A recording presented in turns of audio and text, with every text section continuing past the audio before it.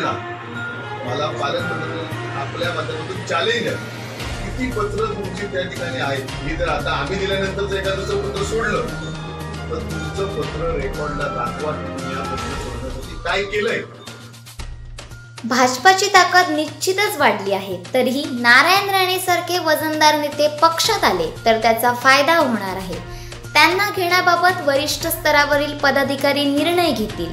आमचा त्याला कोणताही विरोध नाही. पक्षाचा आदेश मानून आम्ही निश्चितच काम करू, असा विश्वास भाजपाचे प्रदेश सरचिटणीस राजन तेली यांनी आज येथे व्यक्त केला. पालकमंत्री दीपक केसरकर यांच्या होम पेजवर त्यांच्या ताब्यात असलेल्या नगरपालिकेत त्यांच्या निषेधाचा ठराव होतो, हे योग्य नाही. पालिका पदाधिकारीचा अधिकार डावलून त्यांनी भूमिपूजन केल्यामुळे ही वेळ आली.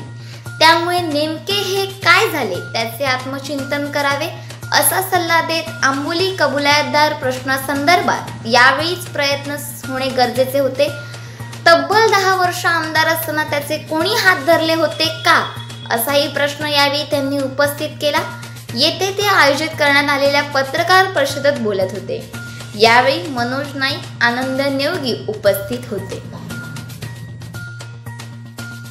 मुख्यमंत्र्यांची जनादेश यात्रा घरपोळी झाली. त्या यात्रेच्या निमित्ताने जाहीर सभा झाली. त्या सभेला सांगोली विधानसभा क्षेत्रातून जवळजवळ 550 जास्त गाड्या, सगळ्यात जास्त गाड्या सांगोली तालुक्यातल्या 350 पेक्षा जास्त गाड्या आणि फार मोठ्या प्रमाणात या सगळ्या गोष्टी पदाधिकारी, तालुका अध्यक्ष, कार्यकर्ते सगळ्यांनी जी मेहनत केली, लोक सुद्धा मोठ्या संख्येने सहभागी झाले. त्याबद्दल मनापासून त्या सगळ्या जनतेचे, पदाधिकाऱ्यांचे, आपल्या सगळ्यांच्या माध्यमातून मी आभार मानतो की जनयात्रा एवढी जनादेश यात्रा मोठी होती की त्याचं स्वागत पण भव्य झालं. जातानाही स्वागत रत्नागिरीमध्ये गणपतीतल्या कार्यपाठ्या, करळा या सगळ्या कासाडे या लोकांनी केलं. त्या यात्रेच्या निमित्ताने पाहायला दृश्य असं मिळालं की मुख्यमंत्री ज्या पद्धतीने काम करतात तो विषय तळागाळात इतका भावलेला आहे की 5 तास उशिरा असून सुद्धा रात्रीच्या काळोखात त्या ठिकाणी मोबाईलच्या बॅटऱ्यांवर महिला, पुरुष, त्या ठिकाणी छोटी मुलं आपल्या मुख्यमंत्र्यांची वाट बघत राहिली. त्यामुळे खऱ्या अर्थाने ती महाजनादेश यात्रा यशस्वी झाली आणि त्याचं वातावरण एवढं पूर्ण कोकणात झालं. पूर्ण कोकण या भाजपने या आज पालकमंत्री 10 वर्ष या भागातून 10 वर्षात पालकमंत्र्यांना शेवटच्या टप्प्यात इलेक्शनचं आज उद्या आचारसंहिता लागेल अशा वेळी बोलायला हे दुर्दैव आहे. पण या संदर्भात मला आज आंबोली चौकून वेळेच्या लोकांनी तुमच्या प्रसार माध्यमांच्या माध्यमातून त्याच्याकडे बातमी गेल्यानंतर सकाळी मला बरेच फोन आले. ते बोलले तुम्ही ह्या गोष्टीवर बोलण्यापेक्षा आम्ही येऊन पत्रकारांच्या समोर काय जे बोलायचं आहे आंबोली चौकून वेळेच्या ह्याच्या संदर्भात पालकमंत्री ह्यापूर्वी झोपले होते का, आज ते जे काय या ठिकाणी सांगतात त्याचं उत्तर आम्ही देऊ तर तिथली जनता उत्तर देईल, तिथले लोक उत्तर देतील. त्यांनी आज बोलणार नाही, फक्त एकच सांगेल की गेली 3 वर्ष या विषयाच्या पाठीमागे भारतीय जनता पक्ष होतं. भारतीय जनता पक्षाच्या कार्यकर्त्यांनी हा विषय लावून धरला. आज रेकॉर्डला मला पालकमंत्र्यांनी आपल्या माध्यमातून चॅलेंज आहे, किती पत्र तुमची त्या ठिकाणी आहेत. मी जर आता आम्ही दिल्यानंतर एका दुसरं पत्र सोडलं तर तुमचं पत्र रेकॉर्डला दाखवा की तुम्ही या प्रश्न सोडण्यासाठी काय केलंय. फुकटचं श्रेय वाटा त्या ठिकाणी करू नका. जनता खुळी नाही आहे, जनता तुम्हाला चोख उत्तर द्या. या ठिकाणी भूमिपूजनाने उद्घाटन करण्याचा खर्च जातात त्यावेळी स्थानिक ग्रामपंचायत, सरपंच, नगराध्यक्ष त्या कोणालाच विश्वासात घेतलं दिसत नाही. बऱ्याच ठिकाणी जागा ताब्यात नाही, बऱ्याच ठिकाणी त्या ठिकाणी केंद्र झालेलं नाही. जर पालकमंत्र्यांना भीती वाटते की काय, जर लोकांमध्ये तुम्ही एवढ्या मोठ्या प्रमाणात काम केलेलं असेल तर घाई गडबडी चोरून ही भूमिपूजन ही उद्घाटन करण्याची गरज काय.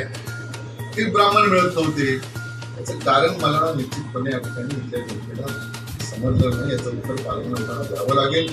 अधिकारी जर चुकीचं काम करत असतील, कुठली जागा ताब्यात नाही, टेंडर नाही आणि जर शासनाचे पैसे असे उद्घाटन वाया घालत असतील तर 1 महिन्यानंतर त्याचा पण दबाव त्या अधिकाऱ्यांना निश्चितपणे द्यावा लागेल.